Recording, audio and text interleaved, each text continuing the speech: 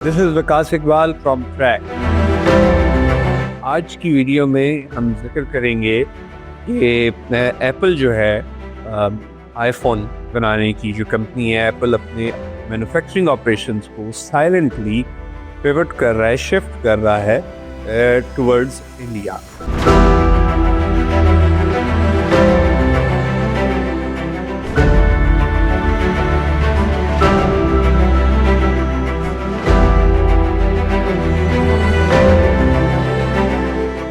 तो इस पे डॉक्टर अतर मंसूर को मैंने इनवाइट किया है बात करने के लिए। लेकिन मैं यहाँ पे ये भी बताता चलूँ कि अलाइंसेस सिर्फ पॉलिटिकल एरेना में नहीं, ये बिजनेस एरेना में भी होते हैं और इनका असर, इन्फ्लुएंस, इम्पैक्ट भी अच्छा खासा होता है। तो अब ये जो एक नया मज़ाहिर बिजनेस अलायंस या पार्टनरशिप होती हुई हमें नज़र आ रही है, इस पे क्या है हमें बताने के लिए डॉक्टर अतर के पास।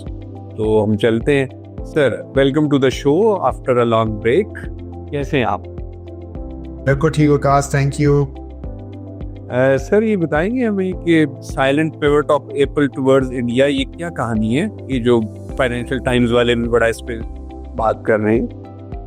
जी विकास, देखें, एप्पल जो है ना आईफोन मेकर है, जैसे आपने बताया, world's one of the most popular phones है ये स्मार्टफोन्स में। और एप्पल जो है वो बेसिकली जो एक जियोपॉलिटिक्स दुनिया में अनफोल्ड हो रही है, स्पेशली आफ्टर ट्रम्प्स इलेक्शन, और उससे पहले से जो इंडिया और चाइना की रीजन में जो राइवलरी है, साउथ एशिया और ये जो रीजन है, एशियन रीजन, इसमें उसके बाद से एप्पल बड़े अरसे से जो है वो अपनी जो सप्लाई चेन्स है बियॉन्ड चाइना जो है डाइवर्सिफाई करने की कोशिश कर रहा है। और इस रीजन में, जिस रीजन में चाइना लोकेटेड है, जो दूसरी बड़ी इकोनॉमी यहाँ पे है वो इंडिया की है, और इंडिया में लेबर फोर्स भी एम्पल है। और इंडिया की साउथ में दो स्टेट्स ऐसी हैं जिसमें कर्नाटक और दूसरी तमिलनाडु, ये सदर इंडिया में शामिल हैं।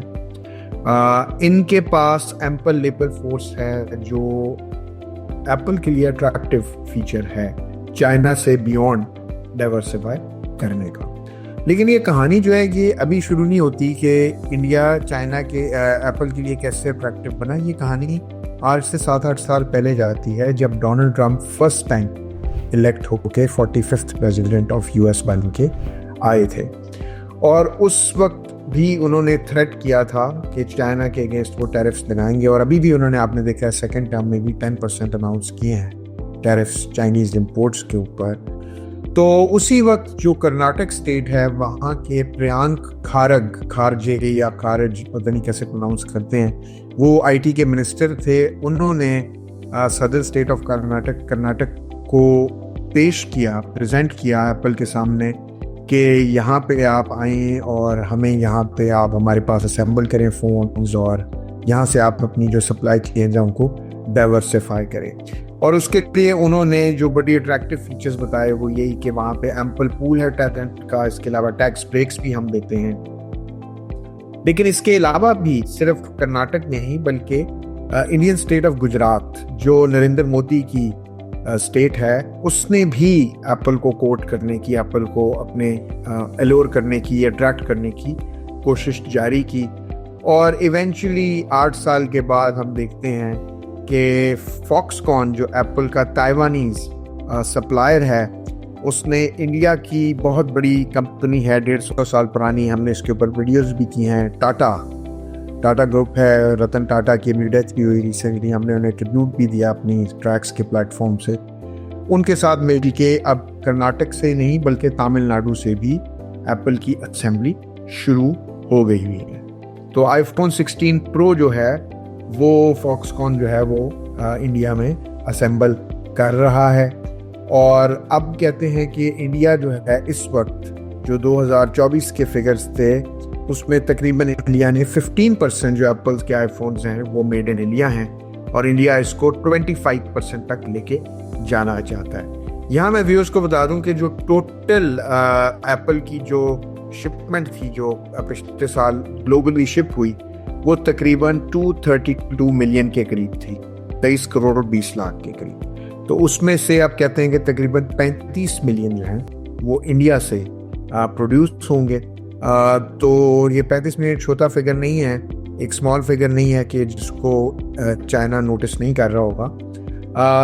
ये एक चाइना के लिए बहुत बड़ा एक होगा, एक सिग्नल होगा कि एप्पल डाइवर्सिफाई कर रहा है, और एप्पल उसके जो 2007 से उनकी एक अलायंस थी चाइना के साथ, वो शायद अब मेल्ट डाउन कर रही है, या वो फिजल आउट ना कर जाए in the long run. China को एक थ्रेट फील हो सकता है।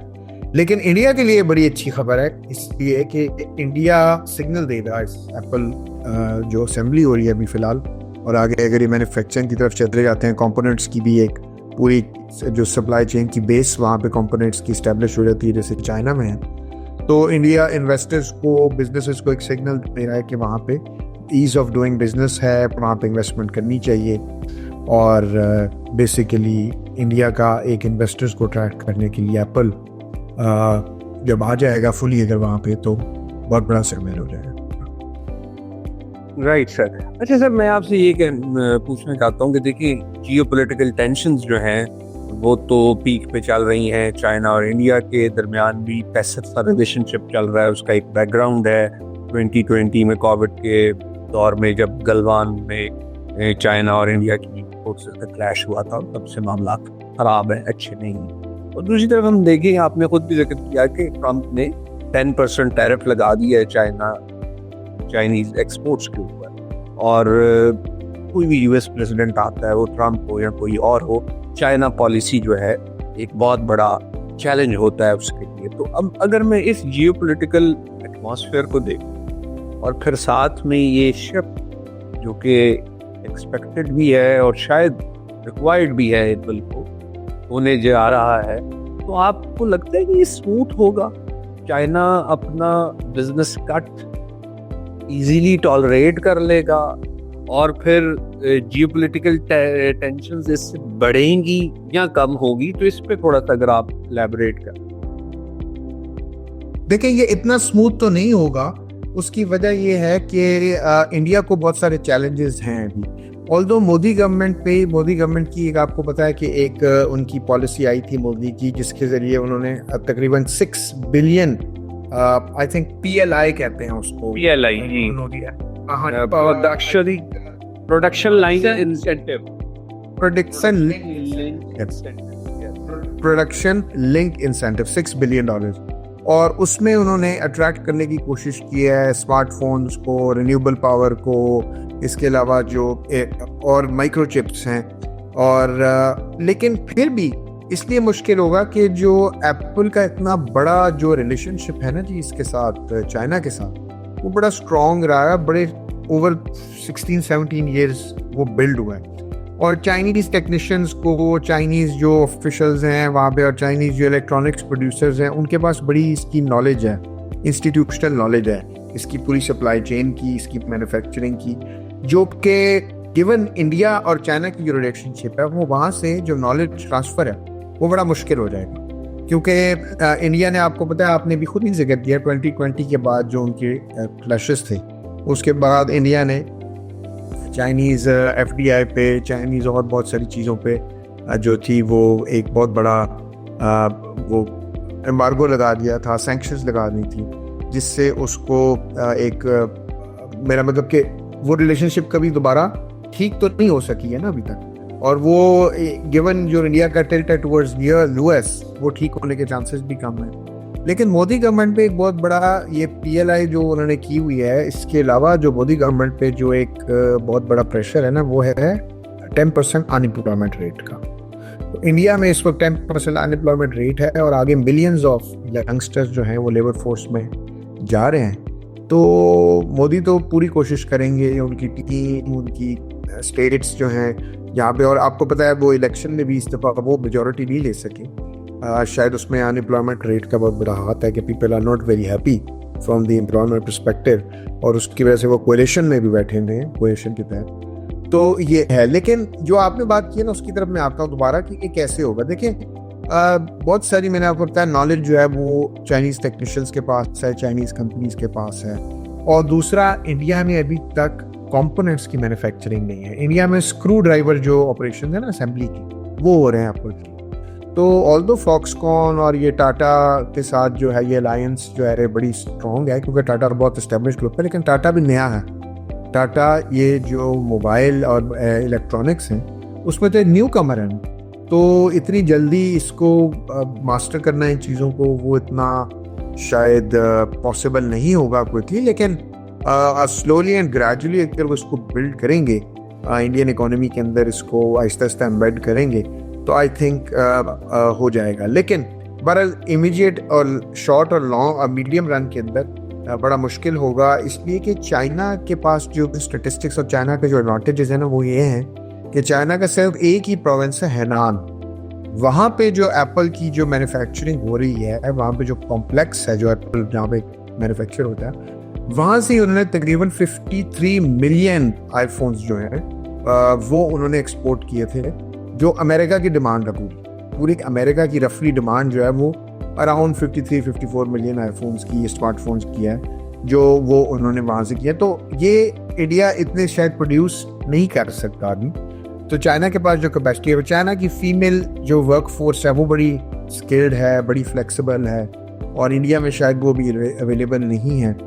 तो ये एक बहुत बड़ा चैलेंज आएगा। फिर दूसरा आपको जो प्रॉब्लम आएगा ना मेजर इंडिया के अंदर, वो आएगा कि आपकी जो ऑल्दो इंडिया बड़े, मैंने आपको बताया ना, अट्रैक्टिव चीज़ें पेश कर रहा है, प्रेजेंट कर रहा है, बल्कि एक चीज़ तो मैं बताना भी उसको भूल ही गया, बड़ा इंटरेस्टिंग है कि जो फॉक्सकॉन के चेयर हैं उनका नाम है यंग लियू, उनको इंडिया ने रिसेंटली पद्मा भूषण अवार्ड भी किया है, which is the 3rd highest civilian honour in India. लेकिन स्टिल ये जो मैन्युफैक्चर होने कंपोनेंट्स, ये बहुत बड़ा चैलेंज आएगा, और ये चैलेंज जो है ये इंडिया को देखना पड़ेगा कि वो कैसे इसको ओवरकम करते हैं। चलिए सर, ये तो आपने काफ़ी डिटेल से एक्सप्लेन कर दिया, बट मेरा लास्ट क्वेश्चन आपसे ये है कि आखिर एप्पल को अपने ऑपरेशंस डाइवर्सिफाई करने की या अपनी सप्लाई चेन को मज़ीद एक्सपैंड करने की एशिया में क्या ज़रूरत पेश आ रही है? आप देखें ना, चाइना से एक अच्छा खासा बड़ा चंक बिजनेस शेयर का कट होगा, जो पहले चाइना से ओरिजिनेट हो रहा है लेकिन फिर वो शिफ्ट होगा। तो फिर ये भी नहीं चाहते कि चाइना को नाराज करें, तो ये कैसे जरूरत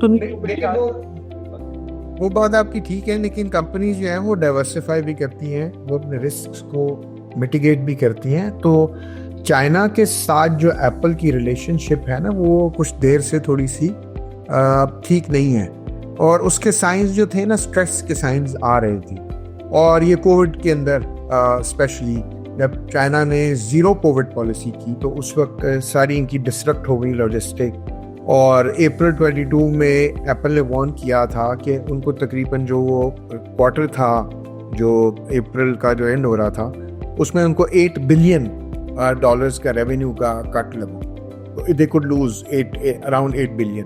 तो वो जो, क्योंकि चाइना में फैक्ट्री शट डाउन थी, तो इस किस्म की जो चीज़ें आ रही हैं। और दूसरा फिर चाइना एक और काम भी कर रहा है ना, चाइना क्रैकडाउन कर रहा है एप्पल डिवाइसेस के खिलाफ बीइंग यूज्ड इन गवर्नमेंट, और वो जो क्रैकडाउन है बीइंग यूज्ड इन गवर्नमेंट, उससे 11% लास्ट दिसंबर की सेल्स जो है वो प्लमेट की हुई है, और क्योंकि वो वहाँ पे हुआवे को और लोकल जो उनकी कंपनी है स्मार्टफोन्स को, उनको वो इनकरेज कर रहे हैं। इसके अलावा और जो था, जो एप्पल का AI का सिस्टम है, उसको भी वो चैलेंज देने के लिए उन्होंने रेगुलेशंस बनाई हैं, और वो रेगुलेशंस यही हैं कि वो जो उनके लोकल मैन्युफैक्चरर्स हैं इंक्लूडिंग हुआवे, वो उनके AI सिस्टम्स को चाहते हैं कि वो बेहतर तरीके से वहाँ पे जो है वो ऑपरेट सर्वाइव करें। और ये जो जो रेगुलेटरी रोड ब्लॉक्स वो लगा रहे हैं एप्पल के ऊपर, एप्पल के जो बिल्ट इन AI सिस्टम है, तो फिर इसके अंदर एप्पल क्या करेगा? वो अपने रिस्क को मिटिगेट करेगा ना। रिस्क को मिटिगेट करने के लिए इस वक्त इंडिया से अच्छी अलायंस किसकी है? अमेरिका के साथ। यानी Apple is trying to avoid tech protectionism launched by China. This what you are saying.